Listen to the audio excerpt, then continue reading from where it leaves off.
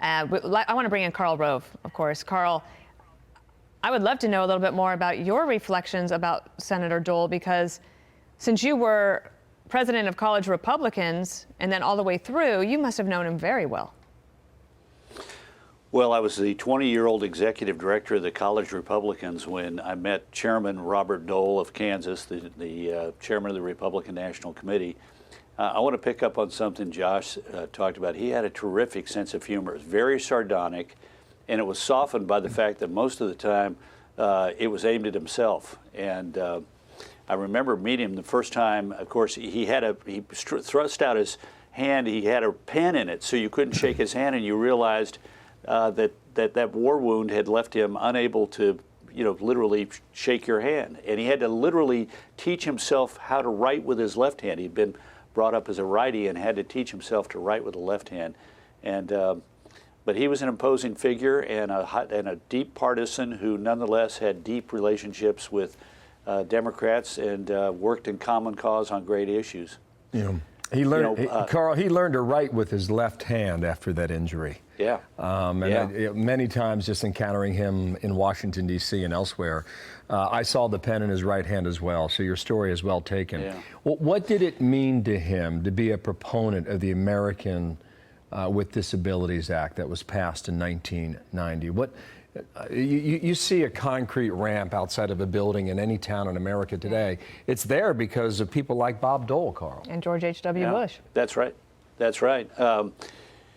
Yeah, that was one of his great accomplishments. Think about the big things that he worked on.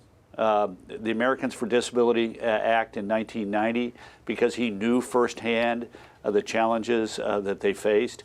He was a big part of the effort that saved Social Security. Ronald Reagan, in his effort to save Social Security with a grand compromise in 1983, in which reforms were made, but taxes had to be raised.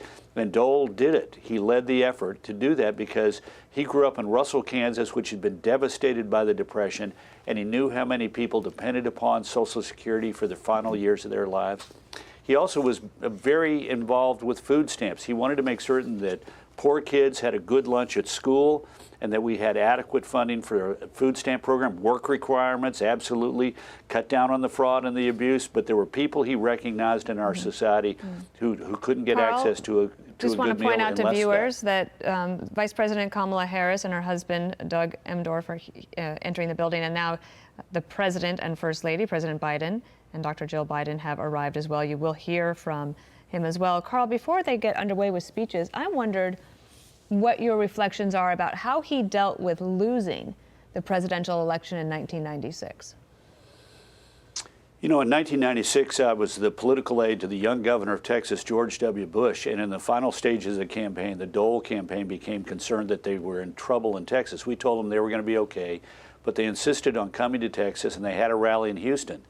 And I went down with Governor Bush, and we were driving out on I-10 towards the shopping center on the west side of town, and literally miles before we got to the shopping center where the rally was going to be held, there were cars on the frontage road and people walking miles to get to the rally. We arrived, Dole arrived. It was during this famous period where he was literally campaigning around the clock, so he was completely exhausted and could barely speak, got up and gave a rousing speech to this crowd. The crowd was going wild.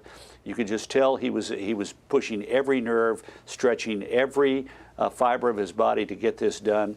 We rode back in the car to the airport, and with us was a supporter of Dole's who had been talking to the staff, and he said, "Oh, Senator," we're very excited, "I hear you're closing in California, that you're looking great in Ohio, and critical battleground states are coming your way, and this line was so exciting." And Dole, who was bone tired, in a very quiet voice said, "They don't need to lie to me. I'm a fighter." He knew he was going to lose, but you know what?